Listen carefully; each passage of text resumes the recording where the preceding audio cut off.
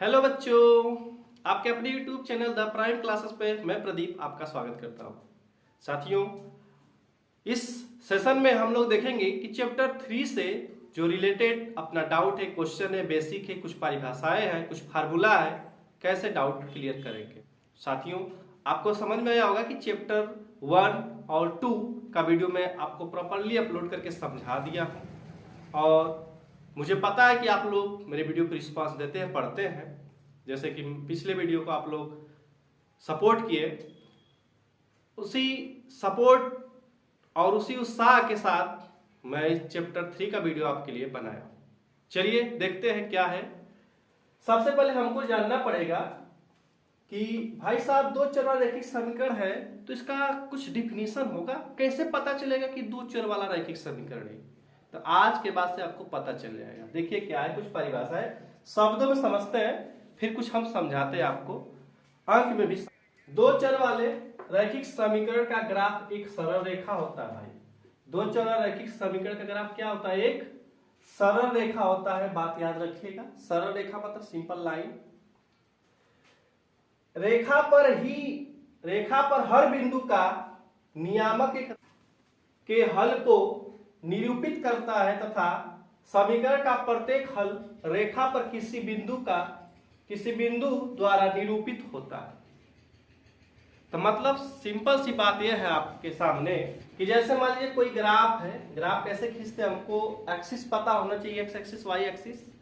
फिर इसके बाद यहाँ पर हमें मूल बिंदु होता है और एक्स अक्ष होता है, वाई अक्ष होता है। तो कोई भी इस तरह से लाइन जो ड्रा होगा, इस तरह से जो लाइन ड्रा हो रहा है, इसी को हम कह रहे हैं कि निरूपित करना लाइन पे, ग्राफ पे। फिर कुछ अन्य शब्दों में क्या बात कहा गया है? दो चर रैखिक समीकरण किस रूप का होता है? भाई आपका इस रूप का होता है दो चर वाला रैखिक समीकरण। याद रखिएगा, यह इस फॉर्म में होता है, ax by प्लस c के बराबर होता है। अर्थात मैं आपको समझा दूं, इसमें दो चर रैखिक समीकरण में दो चर का मतलब होता है अल्फाबेट। वह दो टाइप का प्रयोग होगा। मतलब जैसे इसमें देखिए, a का मतलब कोई नंबर होगा, कोएफिशिएंट है y का, x का, और b कोएफिशिएंट है y का। तो मतलब x और y क्या है? दो चर है। और क्या है? अचर है, संख्या कोई ना कोई है। a b c कोई ना कोई संख्या है और x y क्या है? चर है। तो आपको बात क्लियर हुआ होगा, समझ में आया होगा साथियों कि हमें टू टाइप का अल्फाबेट प्रयोग होगा कहीं ना कहीं समीकरण में। जैसे मान लीजिए इस प्रकार से 5a मिल गया, 6b मिल गया, और मान लीजिए यहाँ पर 7 मिल गया। ये भी दो चर वाला रैखिक समीकरण है। मान लीजिए इस प्रकार से 3x मिल गया, 4y मिल गया, 7 बराबर 0 मिल गया। ये भी दो चर वाला रैखिक समीकरण। हमारे कहने का मतलब है अल्फाबेट में कोई टू टाइप का ही प्रयोग होगा। हालांकि एक्स वाई ही अधिकतर पूरा आएगा, पूरा क्लास 10 में एक्स वाई से ही सवाल सॉल्व हो जाएंगे। फिर संगत क्या होता है? संगत क्या होता है? जिसका कोई ना कोई हल हो, मतलब कम से कम एक हल, कम से कम एक हल हो। ठीक है भाई, और एक से ज्यादा भी हो सकता है, अपरिमित रूप से अलग हल भी हो सकता है। तो ऐसे समीकरण को संगत कहेंगे। असंगत किसे कहते हैं? जिसका कोई हल न हो, जिसका कोई हल न हो, इसका कोई हल नहीं हो, तो उसको कहेंगे हम असंगत समीकरण। अब हम समझते हैं कैसे पता चलेगा कि संगत समीकरण की असंगत समीकरण। इस समीकरण से कुछ फार्मूले, इससे हम समझते हैं। देखते हैं दोस्तों, फार्मूला क्या है अपना। सबसे पहले हम समझेंगे कि समीकरण जो होता है आपका दो समीकरण देगा, इस टाइप का लिखेगा कोई ना कोई समीकरण। मैं यहाँ a1 a2 b1 b2 c1 c2 लिखा हूं, तो इसका मतलब यह है कि यहाँ पर कोई ना कोई नंबर है। ठीक है, तो कोई समीकरण इस प्रकार, समीकरण नंबर 1 और समीकरण नंबर 2 इस फॉर्म में होगा। तो यहां से हम x का गुणांक निकालेंगे, यहां से y का, यहां पर c, यहां पर y का गुणांक, यहां पर x का गुणांक, यहां पर y का गुणांक, यहां पर c। तो देखिए मान लीजिए इस प्रकार से a1 अपान a2, मान लीजिए इसका कोएफिशिएंट, पहले समीकरण का कोएफिशिएंट x का, दूसरे समीकरण का x का कोएफिशिएंट, और b1 अपान b2 नहीं बराबर है, तो ये कैसा होगा? ये अद्वितीय हल की स्थिति में होगा। मतलब कोई ना कोई हल होगा इसका, और यह प्रतिच्छेदित करती हुई रेखा होगी, जिसे कहते हैं केवल एक हल। क्या कहते हैं? केवल एक हल कहेंगे। क्या कहेंगे? केवल एक हल होता है बच्चा। अद्वितीय हल की स्थिति में क्या होता है, केवल एक हल होता है। अब यही जो इस समीकरण का जो गुणांक है, तो यहाँ पर क्या होगा, a1/a2 b1/b2 not equal to c1/c2 होगा, तो कोई हल नहीं होता है, जिसे कहते हैं बीजी व्यंजक के रूप में समांतर रेखा बनेगा। क्या बनेगा, समांतर रेखा बनेगा। जब समांतर रेखा बनेगा तो आप जानते हैं यहाँ पर कोई हल नहीं होगा। क्या होगा, कोई हल नहीं होगा यहाँ पर इस कंडीशन में, मतलब इस प्रकार के समीकरण को हम सॉल्व ही नहीं कर पाएंगे। फिर इसके बाद बोला है कि a1/a2 b1/b2 c1/c2 है, इसका अनंत हल होगा, मतलब अपरिमित रूप से अनफाइनाइट सॉल्यूशन होगा। लेकिन कैसी रेखा होगी, संपाती रेखा होगी। संपाती मतलब ओवरलैपिंग, एक दूसरे के ऊपर, इस प्रकार से बनेगा। समांतर रेखा का मतलब इस प्रकार से, बताइए यहाँ कोई लाइन एक दूसरे को क्रॉस कर रही है, जहां क्रॉस करता है वही समीकरण का सलूशन होता है। फिर यहाँ पर क्या होगा, केवल एक हल प्रतिच्छेदित करती रेखा, मतलब इस प्रकार के प्रतिच्छेदित करेगी। प्रतिच्छेदी मतलब जानते हो, एक दूसरे को क्रॉस करना। तो इस प्रकार से जो तीसरा चैप्टर दो चर रैखिक समीकरण से मुख्य पॉइंट यही है, फार्मूला। इस बेस पे सवाल आपका पूछता है और एग्जाम में पूछा भी है प्रीवियस ईयर में। चलिए हम लोग समझते हैं कि इस बेस पर क्वेश्चन कैसे कैसे पूछता है। सबसे पहले मैं आपको बता दूं कि इसमें कितने टाइप के क्वेश्चन बनेंगे। सबसे पहले आपको जानना पड़ेगा कि समीकरण कैसे हल करते हैं, समीकरण कैसे हल करते हैं साथियों। तो यह मैं आपको सिखाऊंगा, स्टेप बाय स्टेप सिखाऊंगा। समीकरण कितने टाइप से हल किया जाता है ये भी मैं सिखाऊंगा आपको। जो क्लास 10 में वैलिड मेथड है वही मेथड मैं आपको बताऊंगा। यह है ग्राफी विधि से समीकरण को हल करना, पहला बताऊंगा। दूसरा बताऊंगा आपको विलोपन विधि से समीकरण को हल करना। तीसरा बताऊंगा प्रतिस्थापन विधि से समीकरण को हल करना। तीन तरीका मैं आपको बताऊंगा। दूसरा है आपका, इसमें हम लोग पढ़ेंगे इस फार्मूला बेस पे सूत्र पर आधारित सवाल। सूत्र से संबंधित सवाल जो है, सूत्र से संबंधित जो सवाल है वो किस टाइप का सवाल पूछा है, कैसे एग्जाम में बना है, वो सब आपके सामने होगा। तीसरे टाइप में होगा वर्ड प्रॉब्लम। अब वर्ड प्रॉब्लम में संख्याएं क्या होती है, कितने टाइप का पूछता है इसमें आपके एग्जाम में। एक पूछता है अंक पर आधारित, डिजिट बेस, इकाई दहाई वाला। एक होता है भिन्न पर आधारित, अंश हर वाला, ठीक है भाई। एक होता है आयु पर आधारित, उम्र पर आधारित सवाल बनते हैं। कुछ एक और टाइप बनता है जिसमें अदर में लगा लेंगे, ठीक है, नियत भाड़ा और इस प्रकार से क्वेश्चन पे आते हैं कुछ क्वेश्चंस। तो सब मिलाकर हमें तीसरे चैप्टर में क्लास 10 में अगर बहुत अच्छे से समझना है सब कुछ, तीनों टाइप को अगर खूब अच्छे से पढ़ लिए, समझ लिए, तो हमारा दो चर रैखिक समीकरण फिक्स है। और एग्जाम में भाई आपको यह बहुत अच्छा नंबर दिलाता है इस चैप्टर। और यही चैप्टर है जिससे आप सीखेंगे समीकरण कैसे सॉल्व किया जाता है। और जब समीकरण सॉल्व करने आ गया तो चैप्टर 1 से लेकर आखिरी तक यही तो है आपका equation, how to solve the equation. If you know how to find the equation, how many method to solve equation, if you know, यदि आप जान गए तो भाई साहब आप लगा लेंगे, सारा चैप्टर लगा लेंगे, समझ में आ जाएगा। तो यह पूरे क्लास 10 मेरे अकॉर्डिंग यह क्लास 10 का अच्छा चैप्टर है और इस चैप्टर को हमको अच्छे से समझना पड़ेगा, ठीक है। तो हम लोग सबसे पहले पढ़ेंगे टाइप 1 कि समीकरण को कैसे सॉल्व करते हैं। आइए देखते हैं। देखिए टाइप 1 क्या है, ग्राफी विधि। इस टाइप के क्वेश्चन को हम ग्राफी विधि से कैसे सॉल्व करेंगे। सबसे पहले जो इक्वेशन है आपका, देखिए इस तरह से क्वेश्चन को सॉल्व करेंगे। सबसे पहले जो इक्वेशन है आप इसे इस प्रकार से हम लिख सकते हैं भाई, 4 का साइड चेंज करेंगे, माइनस का प्लस, प्लस का माइनस होता है, यानी कि 3x इक्वल टू हम लिख सकते हैं यहाँ पर 4 प्लस के 5y, यानी कि 5y का भी साइड हम चेंज करेंगे। देन अब देखिए इसके बाद क्या होगा, यहां पर आप क्या करेंगे, किसी x चाहे y का वैल्यू हम, किसी x या y का वैल्यू हम अपने मन से एज्यूम करेंगे, मतलब अपने मन से कोई ऐसा नंबर मानेंगे। अच्छा, अपने मन से मानना है तो कोई भी नंबर लेंगे, जी हाँ बिल्कुल कोई भी नंबर ले सकते हैं, लेकिन हाँ इस इक्वेशन के अकॉर्डिंग नंबर चूज करने का कोशिश करिएगा कि बड़ा सिंपल नंबर हो आपका, यानी कि कोई ऐसा नंबर ले लें जो 3 से 1 के पूरा जो इसका नंबर हो कैंसिल ही ना हो। ठीक है, हमारे कहने का मतलब देखो मैं समझ, देखिए सबसे पहले हम लोग क्या करेंगे, इसमें y का वैल्यू कोई एज्यूम करेंगे, मानेंगे, रखेंगे, और ऐसा नंबर रखेंगे जो 3 से कट जाए पूरी तरह। देखो अगर मान लेते हम 0 रखते पूरा 0 हो जाएगा, 3x इक्वल टू 4, अब 4 ये 3 यानी कि x इक्वल टू कितना रहेगा 4/3। तो ऐसा नंबर हमको नहीं रखना है जो फ्रैक्शन में लाए, ऐसा नंबर रखना है कि जो कट जाए। चलिए तो 1 लेंगे भाई, अगर हम 1 लेते हैं y इक्वल टू, तो यहां पर 3x इक्वल टू 4 प्लस के 5, क्योंकि 5 इंटू 1 यानी कि y के बदले हम 1 रखे हैं, यानी कि 3x इक्वल टू 9, यानी कि x इक्वल टू कितना मिलेगा 3, तो यहाँ पर कितना हो जाएगा 3। तो इसी प्रकार कोई और नंबर रखते हैं, y इक्वल टू अगर 2 हम लोग मानते हैं, y इक्वल टू यदि 2 लेते हैं 5 गुना के 10 और 4 14 हो जाएगा, जो 3 से कटेगा नहीं।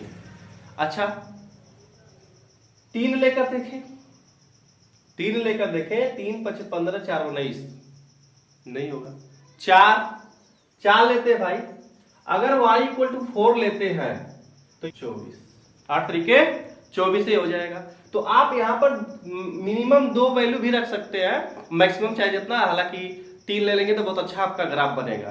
तो मैं ग्राफी विधि सॉल्व कर रहा हूं, देखिएगा आपके एग्जाम में अगर बोलेगा कि क्वेश्चन को ग्राफी विधि लगाना, तो ग्राफी विधि ही लगाना है।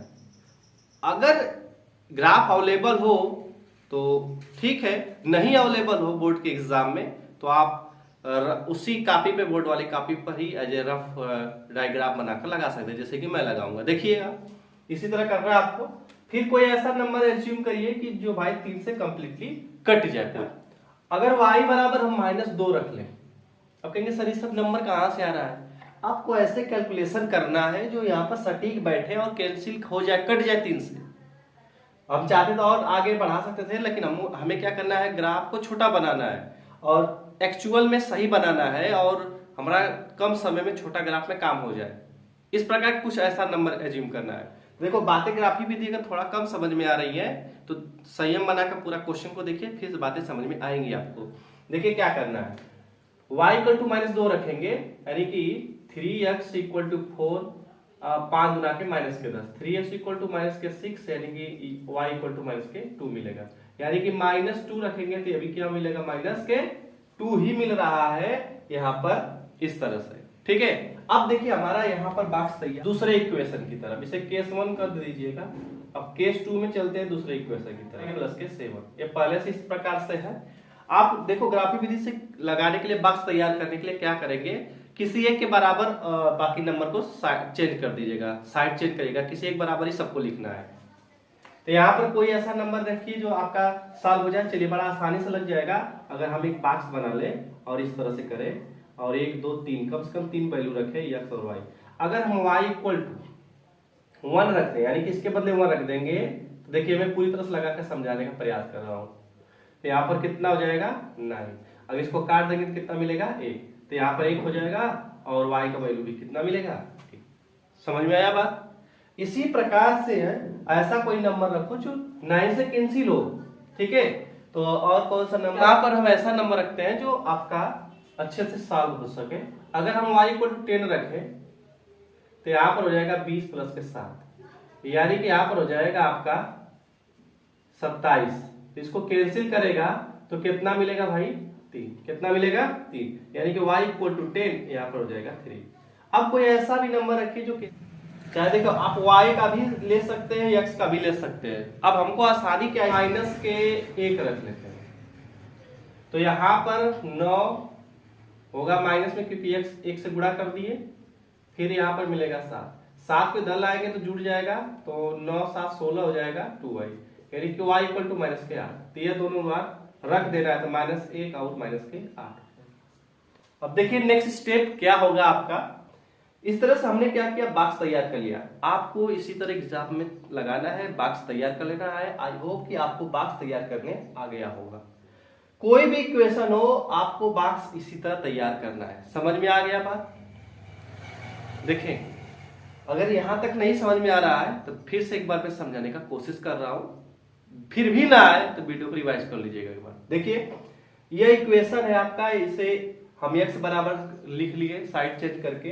अब y चाहे x का वैल्यू अपने मन से एज्यूम करके रखेंगे, जो वैल्यू आएगा वो आपका फिक्स हो जाएगा। एक आप माना और एक सॉल्व करने के बाद आएगा, तो इस प्रकार से अपना बात तैयार हो गया।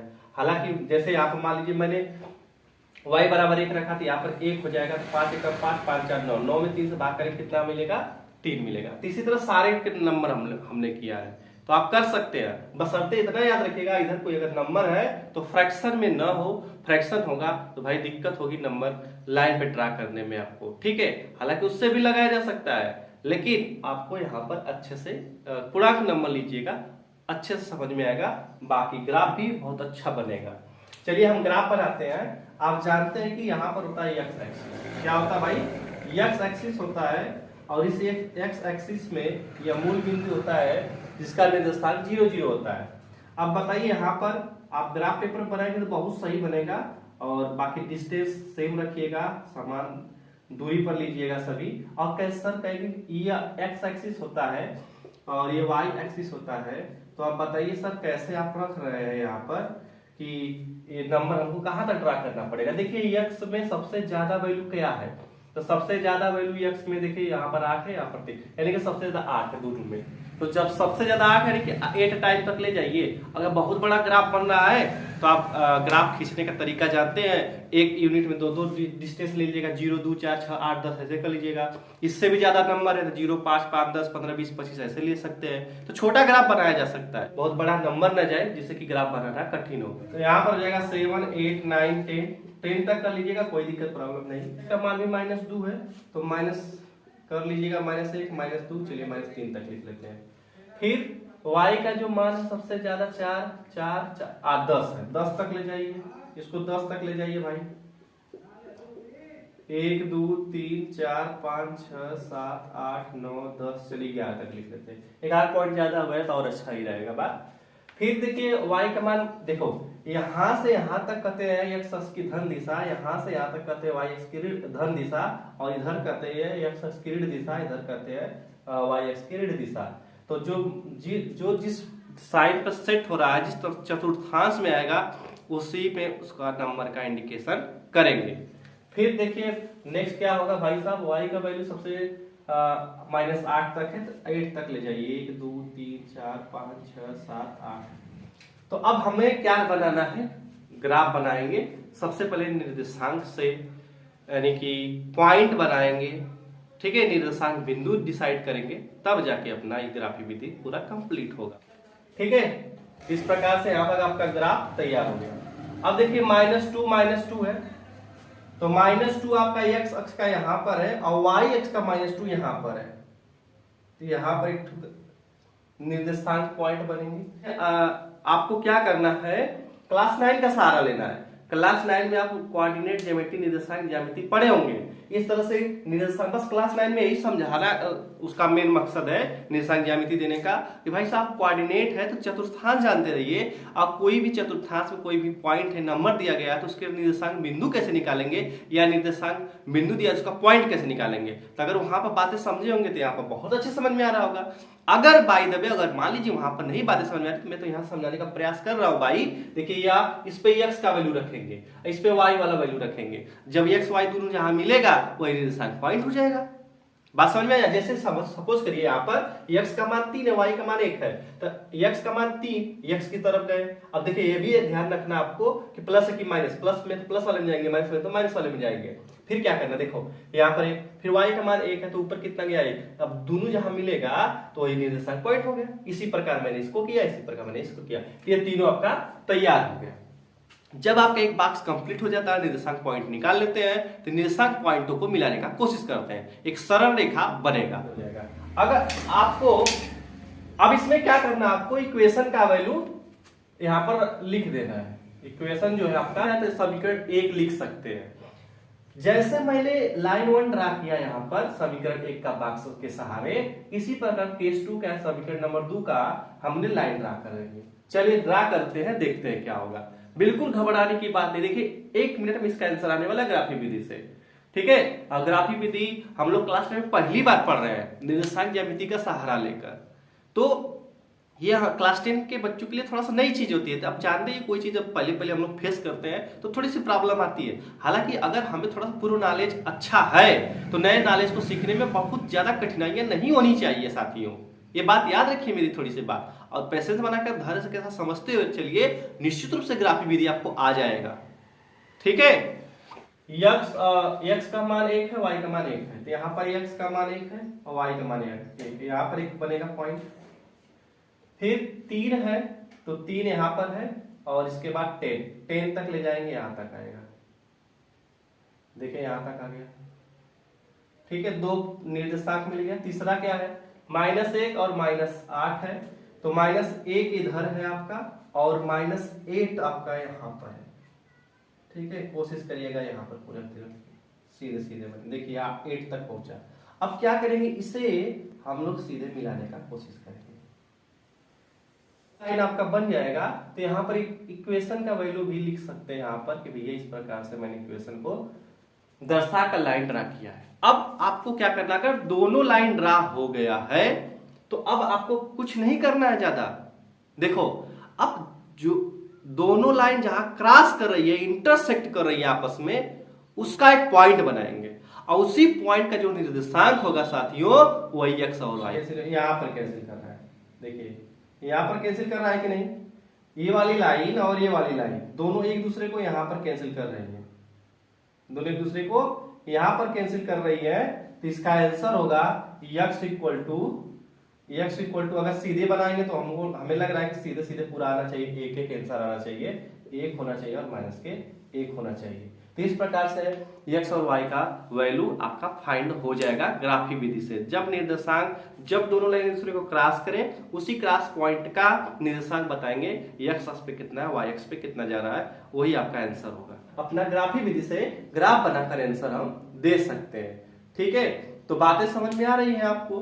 तो अब ग्राफी विधि से जितने क्वेश्चन आने वाले हैं, ग्राफी विधि कहेगा तभी सॉल्व करिएगा, हालांकि प्रतिस्थापन विधि, विलोपन विधि से ज्यादा क्वेश्चन लगाया जाता है। तो मैंने इसलिए इस प्रकार के क्वेश्चन को बताया कि कभी कभी एग्जाम में दिया रहता है कि भैया इस क्वेश्चन को ग्राफी विधि से सॉल्व करिए, तो ऐसे करना होता है। हालांकि 90% चांस है ग्राफी विधि एग्जाम में नहीं आएगा। ठीक है, एक क्वेश्चन ग्राफी विधि का और कर ले, ग्राफी विधि से कैसे सॉल्व करेंगे, लास्ट क्वेश्चन है ग्राफी विधि से, क्योंकि ग्राफी विधि बस पढ़ना है, समझना है, एग्जाम में तो बहुत कम चांस है आने का, फिर भी समझ लेंगे तो बहुत बेस्ट ही रहेगा।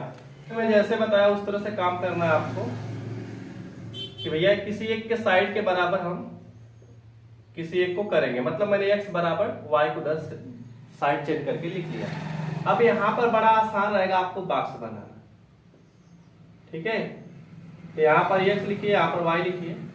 अब बताइए क्या y बराबर 0 रख सकते हैं जी? अगर 0 रखेंगे तो x का मान 19 आएगा कि नहीं आएगा? आ सकता है। अब बताइए यहाँ पर हम क्या आपका वैल्यू 5 रख सकते हैं क्या जी? अगर हम y बराबर 5 रखें तो 5 गुना 10 यानी कि x बराबर 9 आएगा। क्या यहाँ पर हम 8 रख सकते हैं क्या? अगर y बराबर 8 रखेंगे, 8 गुना 16 यानी कि 3 मिलेगा। देखिए कितना आसान हो गया। अगर आपको कोई नंबर दे तब सोचना पड़ता है कि भाई साहब कहीं हमसे फ्रैक्शन न बन जाए। फिर यहाँ पर यह हो जाएगा केस 1 के लिए सम इक्वेशन का बॉक्स हो जाएगा। इस तरह से केस 2 के लिए हम बॉक्स बनाते हैं। देखिए यहाँ पर -x प्लस के 2y बराबर 1 दिया गया है। इस प्रकार हम भी इसको चेंज करेंगे।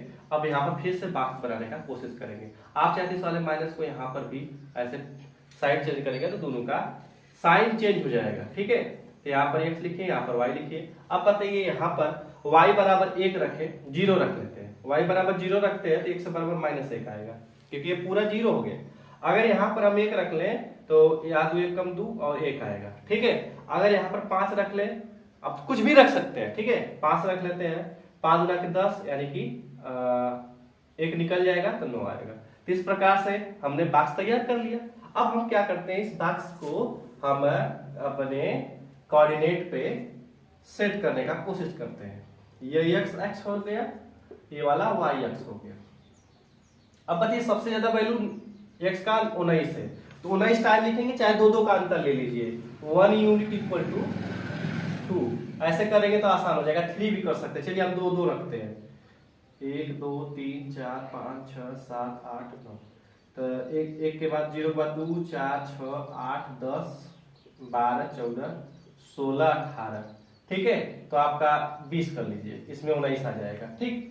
अब यहाँ पर देखिए सबसे ज्यादा y का मान का 8 है, तो यहाँ पर 8 रख सकते हैं, 1 2 3 4 5, तो एक भी माइनस बना लीजिए यहाँ पर -2, ठीक है। अब चलते हैं यहाँ पर, देखिए पॉइंट बनाने का कोशिश करते हैं। देखिए x का जो मान है 19 है, यानी कि यहाँ पर आएगा, क्योंकि इन दोनों के बीच में एक ही नंबर का डिफरेंट है, और 0 यानी कि यही एक पॉइंट ही बन गया, क्योंकि 0 है तो ऊपर न तो नीचे कहीं नहीं जाएगा, इसी पर आ जाएगा, एक पॉइंट बन गया। 9 है तो साथियों 9 यहाँ पर आएगा, और 5 है तो 5 लगभग आपका यहाँ पर आएगा। देखिए इस तरह से मैच कराएंगे, और ग्राफ पेपर पे बनाएंगे ना तो बिल्कुल सही बनेगा, आपका कहीं से कोई मिस्टेक नहीं होने वाला। 3 है तो 3 यहाँ पर आएगा, देखो यहाँ पर आएगा 3, और 8 है तो 8 यहाँ तक आएगा, ठीक है, यहाँ तक आएगा, इस प्रकार से। अब ये तीनों पॉइंट को क्या करेंगे, मैच कराने का कोशिश करते हैं। देखिए मैच करेगा ही करेगा आपका इस प्रकार से, ठीक है। तो यहाँ पर हो गया समीकरण नंबर 1, x प्लस के y बराबर 19। अब हम इसे भी लाइन ड्रा करते हैं अपने इस कोऑर्डिनेट पर। -1 है तो -1 x का मान यहाँ पर आएगा, 0 तो यहीं पर रह ही जाएगा ये, ठीक है। फिर इसके बाद 1 1 है तो 1 यहाँ पर है, 1 यहाँ पर बनेगा, ठीक है। इन दोनों के बीच में 1 1 है। फिर 9 है भाई, 9 यहाँ पर आएगा, और 5 है तो 9 यहीं पर है, तो 5 लगभग आपका यहाँ आएगा, देखिए इस प्रकार से आएगा। तो अब हम क्या करेंगे, इसे हम मैच कराते हैं, इसे चला ऐसे जाएगा, इस प्रकार से सीधे सीधे होगा आपका, ठीक है, ऐसा सीधे चला जाएगा इस प्रकार से। अगर आप पेपर आएगा तो बहुत सही बनेगा, कोई कहीं से मिस्टेक नहीं होने वाला है। तो अच्छा बताइए कहाँ यहाँ पर चल रहा है, यहाँ पर मैच कर रहा है कि नहीं, यहाँ पर मैच कर रहा है, ये वाली लाइन। इसे समीकरण नंबर 2 भी कर लिख सकते हैं, इसे समीकरण नंबर 2 लिख सकते हैं। तो बताइए दोनों लाइन यहाँ पर काट रहा है, प्रतिच्छेद कर रहा है, यानी कि x का मान कितना होना चाहिए, 10 होना चाहिए, और y का मान कितना होना चाहिए, 7 होना चाहिए, 5 होना चाहिए, कितना होना चाहिए, 5 होना चाहिए। तो इस प्रकार से हम ग्राफी विधि से क्वेश्चन को सॉल्व करेंगे। आप ग्राफ पर लगाएंगे ना, बिल्कुल सही क्वेश्चन का आंसर आएगा, क्योंकि देखो भाई लाइन का इसमें एक खेल है, अगर लाइन थोड़ा टेढ़ा हो गया तो आपका नंबर भी इधर उधर हो सकता है। तो मैंने बस आपको इस बोर्ड के माध्यम से बस समझाने का कोशिश किया हूं कि कैसे ग्राफ पेपर पे आपको ग्राफी विधि क्वेश्चन को सॉल्व करना है। निश्चित रूप से आप सही लगाएंगे यदि आप ग्राफ पेपर इस्तेमाल करेंगे तो, ठीक है। तो मैंने ग्राफी विधि आपको समझाने का प्रयास किया, आप क्वेश्चन लगाइए, जैसे मैंने मेथड बताया आप लगाइए, निश्चित रूप से क्वेश्चन अब आपको क्या करना है, ग्राफी विधि से क्वेश्चन को लगा लेना है। अब ग्राफी विधि से क्वेश्चन लग रहा है, समझ में आ रहा है, तो मेरे वीडियो को जरूर लाइक कर दीजिएगा, और कमेंट में अपनी राय जरूर बताइए कि हमको समझ में आ रहा है, और नहीं समझ में आ रहा है तो अपनी राय हमें दीजिए जरूर कि सर इस प्रकार से ऐसे हो सकता है, ठीक है। प्रतिस्थापन विधि, सबसे पहले मैं आपको बता दूं प्रतिस्थापन विधि से क्वेश्चन को कैसे सॉल्व करेंगे। प्रतिस्थापन विधि में क्वेश्चन को सॉल्व करने के लिए किसी एक समीकरण को, कोई भी जो आपका पहला दूसरा लगे, इसी तरह सेम रहने देंगे। दूसरे समीकरण को आप किसी एक के बदले, जैसे x है y है, तो x बराबर हम लिख सकते हैं, चाहे y बराबर वैल्यू को रखेंगे, जो वैल्यू आएगा, जो आप इक्वेशन वहां पर पहला था उसमें क्या करेंगे, रखने का प्रयास करेंगे, इस प्रकार से क्वेश्चन आएगा। चलिए मैं लगाकर समझाता हूं आपको, और मैं वही क्वेश्चन लिया जो ग्राफी विधि से सॉल्व किया है। आइए देखते हैं थोड़ा सा हम लोग क्या आंसर हमारा मैच कर रहा है क्या, ठीक है। चलते हैं, देखिए यहाँ पर तो प्रतिस्थापन विधि सॉल्व करने के लिए इसे समीकरण नंबर 1 बना लेते हैं, क्योंकि इसी तरह इसको मैं इसी तरह रहने देता हूं। और इस समीकरण नंबर 2 को क्या करते हैं, इस प्रकार से लिखेंगे, -1 बराबर साइड चेंज कर देंगे तो यहाँ पर हो जाएगा माइनस, क्योंकि प्लस का माइनस होता है। अभी जो माइनस लिख रहा है इसके बराबर क्या हम इतना नहीं लिख सकते हैं क्या, माइनस को उधर लेके जाएंगे, प्लस का माइनस प्लस हो जाएगा। अभी समीकरण नंबर 2 होगा, यानी कि प्रतिस्थापन यहाँ पर साइड चेंज करने के बाद जो आएगा उसको समीकरण नंबर 2 बनाने का प्रयास करिएगा। अब यहां पर हम लिखेंगे समीकरण 2 का मान समीकरण 1 में रखने पर, और रख दीजिए, तो रखेंगे क्या, जहां x है उसके बदले -1 प्लस के 2y हो जाएगा, तो यहां पर तो यहाँ पर इतना लिख सकते हैं, 2y लिख सकते हैं, माइनस के 9 लिख सकते हैं। तो बताइए -1 2 2 4 इक्वल टू 9। तो यहाँ पर माइनस उधर जाएगा तो कितना मिलेगा भाई, प्लस होगा, यानी कि y equal to 4y equal to 20, यानी कि y इक्वल टू 5। तो उसमें भी आप ग्राफी विधि में क्या था, y का मान 5 ही आया था। तो इस प्रकार से देखिए सही है कि नहीं है। तो ग्राफी विधि से भी आपका आंसर सेम आएगा, प्रतिस्थापन विधि से सेम आएगा, अन्य मेथड रहेगा तो भी आपका सेम आएगा। तो चलिए यहाँ पर हम क्या निकालते हैं, x का वैल्यू निकालते हैं। अब x का वैल्यू निकालने के लिए जो मान निकाले हो आप एक में या समीकरण नंबर 2 में रख कर लगा सकते हो। चलिए हमें सहूलियत रहेगा समीकरण नंबर 2 में सॉल्व करने का, क्योंकि यहाँ रेडी x बराबर है। तो लिखेंगे यहाँ पर लिखेंगे बोर्ड वाली कॉपी में, फेयर वाली कॉपी में समीकरण 1 में y बराबर 5 रखने पर, या समीकरण 2 में y बराबर 5 रखने पर, या फिर y का मान समीकरण नंबर 2 में या 1 में रखने पर। तो यहाँ पर देखिए, यहाँ पर -1, यानी कि जहां y है उसके बदले में क्या होगा 5। तो x बराबर कितना मिलेगा, 5 दूना के 10, x बराबर कितना मिलेगा 9। इस प्रकार से देखो ग्राफी विधि में आपका x बराबर 10 आया था। क्यों 10 आया था, यहाँ पर क्यों 9 आ रहा है, जो लाइन बनाया होगा कहीं ना कहीं थोड़ा कहीं घूम गया होगा, टेढ़ा रहा होगा, इसलिए वहां पर थोड़ा सा डिफरेंट आ गया। लेकिन आप निश्चित रूप से उसको भी अगर सही लगाएंगे ग्राफ पे, जब सीधी लाइन ड्रा करेंगे तो उसका भी आंसर 9 आ गया। तो बातें समझ में आया होगा। देखो एक आंसर सही है, दूसरा आंसर गलत नहीं हो सकता भाई साहब, ये सही है। वहां पर भी y का मान 5 ही आएगा, यहाँ पर भी जो सेम आया है। बातें समझ में आया। प्रतिस्थापन विधि इसी तरह सॉल्व किया जाता है। समीकरण नंबर 1 को जैसा का तैसा छोड़ देंगे, समीकरण नंबर 2 को किसी एक के बराबर लिखेंगे, या फिर समीकरण नंबर 2 को छोड़ देंगे, समीकरण नंबर 1 से जो x बराबर चाहे y बराबर वैल्यू निकालेंगे, फिर जो समीकरण बचा था उसमें वैल्यू रखेंगे, फिर किसी एक के बराबर चाहे x चाहे y बराबर आंसर आ जाएगा, फिर उसका ले जाकर दूसरे में रख देंगे तो आपका दोनों वैल्यू मिल गया। तो इस तरह से प्रतिस्थापन विधि को सॉल्व किया जाता है। एक और क्वेश्चन देखते हैं। यहाँ पर क्या है, समीकरण नंबर 1 है और इससे समीकरण नंबर 2 अभी नहीं बनाते हैं। अगर आप बना भी लेंगे तो जो वैल्यू आएगा वो 3 बनाना पड़ेगा।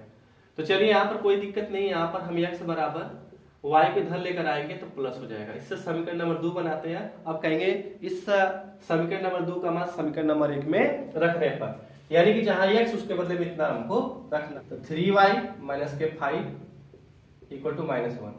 तो देखिए यहाँ पर -3 और इसको इधर लेकर आते हैं, -5y प्लस के 3y घटेगा तो -2y मिलेगा, उधर लेके जाएंगे तो 2y होगा।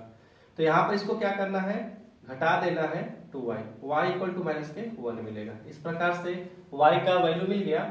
अब कहेंगे y का मान समीकरण नंबर 2 में रखने पर, यानी कि x बराबर हो जाएगा आपका यहाँ पर -2। इस प्रकार से अपना x और y बराबर आंसर हम दे सकते हैं प्रतिस्थापन विधि से। प्रतिस्थापन विधि बहुत ही आसान तरीका होता है, इक्वेशन को देखकर ही सॉल्व कर लेते हैं कि क्या हमें साइड चेंज करने पर आंसर आ जाएगा।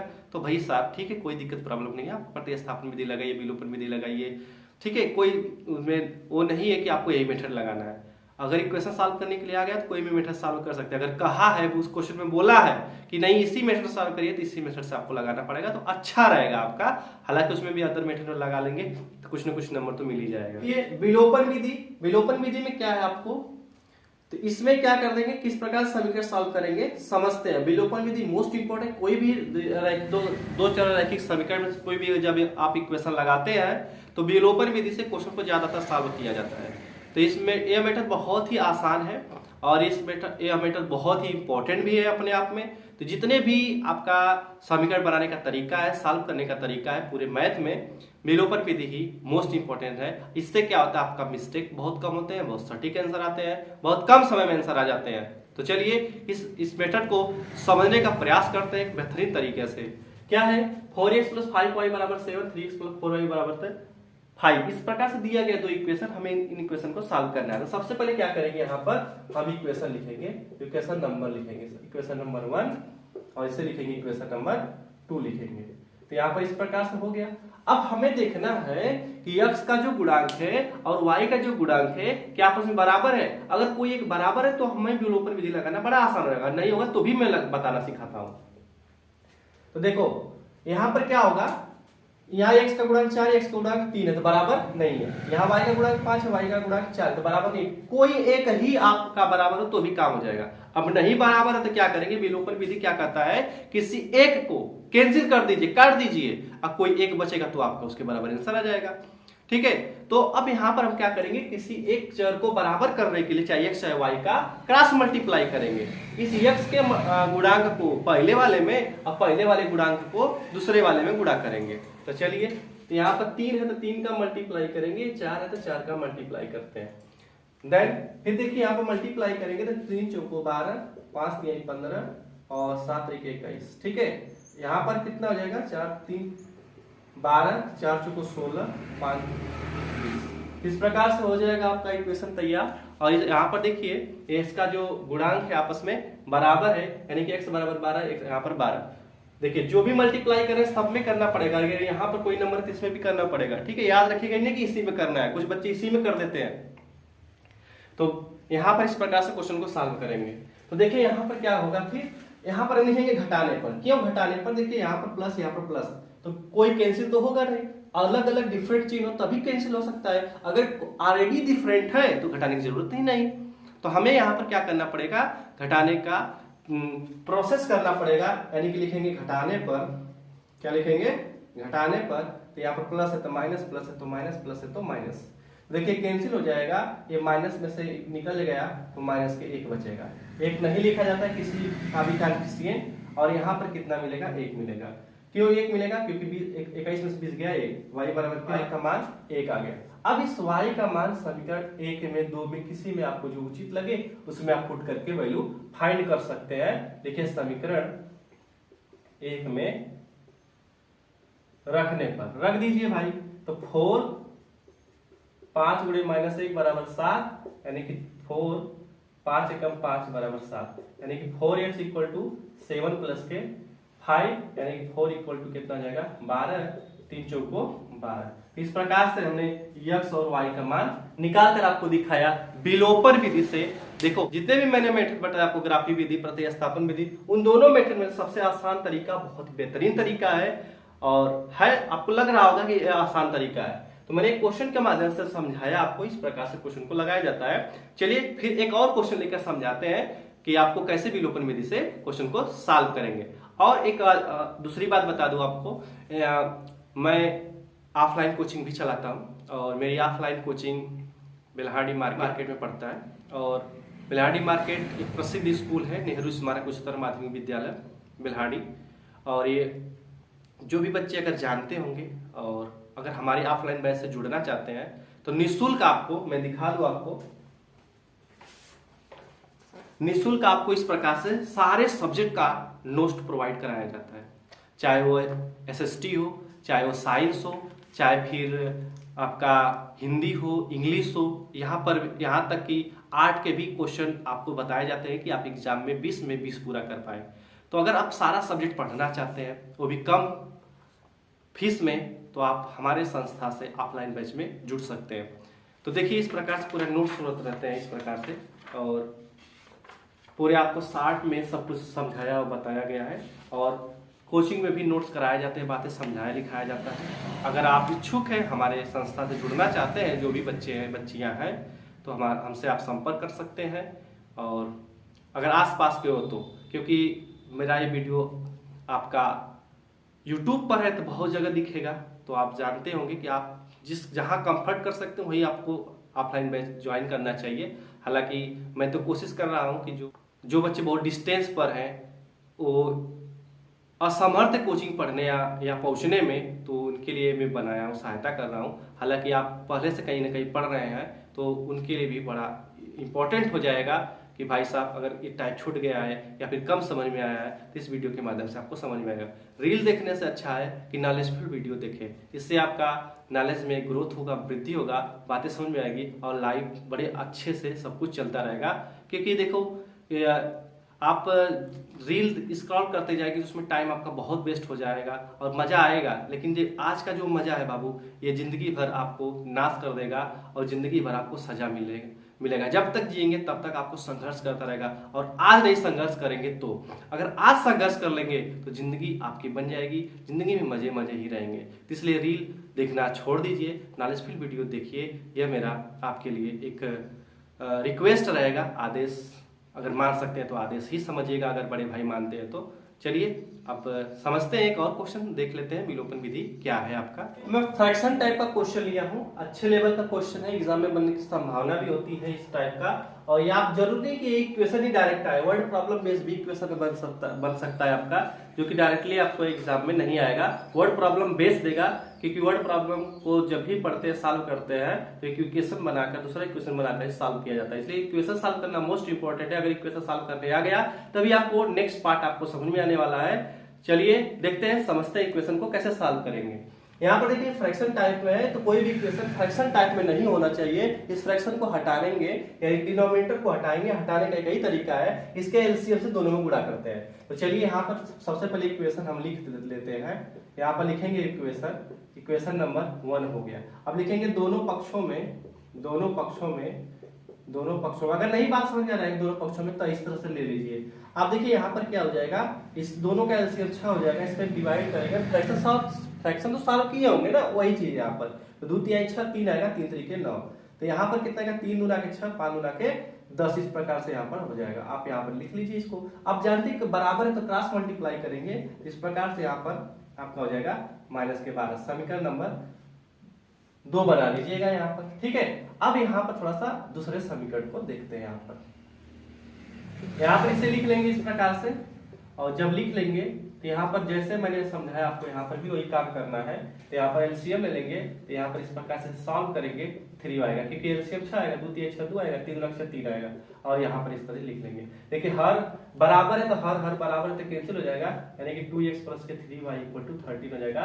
यह समीकरण नंबर, इसको 3 कर लीजिएगा और समीकरण नंबर 6 हो जाएगा। अब हम क्या करेंगे, अगर आप चाहते इसी को हम समीकरण 1 लिख सकते हैं, नहीं लिखेंगे तो कोई दिक्कत प्रॉब्लम नहीं होगी। अब लिखेंगे समीकरण 3, समीकरण 2 और 4 को हल करने पर हल कर दीजिए। अब बताइए यहां से हल करना आसान है कि नहीं है?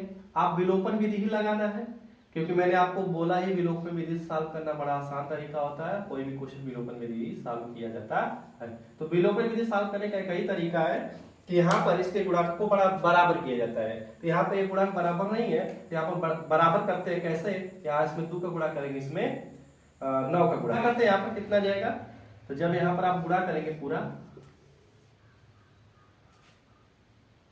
जब आप पूरा यहाँ पर गुणा करेंगे तो मिलेगा आपका 9 गुना के 18, 10 गुना के 20, 12 गुना के 24। फिर यहाँ पर मिलेगा 9 गुना के 18, 9 3 27, फिर 13 9 117।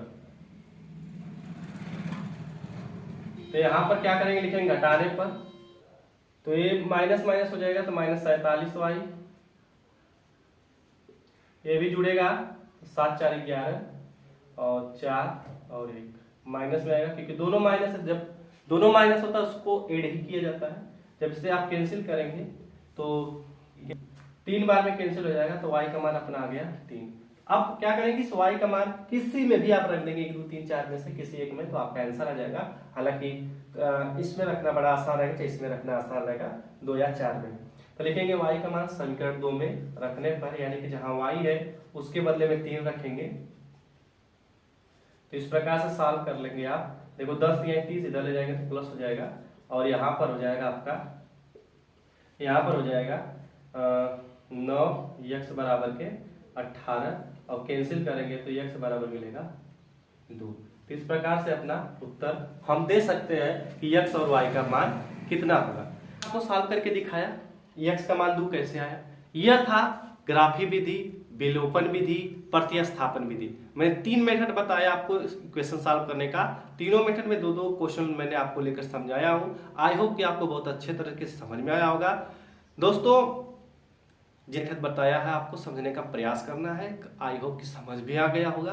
अब आपको कोई किसी बुक से आपको क्वेश्चन लगाने का प्रयास करना है कि हम कितने सॉल्व कर पा रहे हैं। चलिए मिलेंगे नेक्स्ट वीडियो में, तब तक के लिए आप रिवीजन करते रहिए, और याद रखिएगा मैंने आपको समीकरण सॉल्व करना सिखाया है, बाकी अभी टाइप बचा है। अब आपको वर्ड प्रॉब्लम सिखाना है, और फार्मूला बेस पे क्वेश्चन कैसे आता है वो सिखाना है। फिर इसके बाद एग्जाम में कौन कौन सा क्वेश्चन आया वो भी मैं आपको बताऊंगा। ये अब तक मेरे वीडियो को आप लाइक नहीं किया तो लाइक कर दीजिएगा जाते जाते, और चैनल को सब्सक्राइब नहीं किया तो सब्सक्राइब भी कर दीजिएगा, और हो सके तो प्रमोशन भी कर दीजिएगा, अपने दोस्तों में शेयर कर दीजिएगा। थैंक यू, जय हिंद, मुस्कुराते रहिए।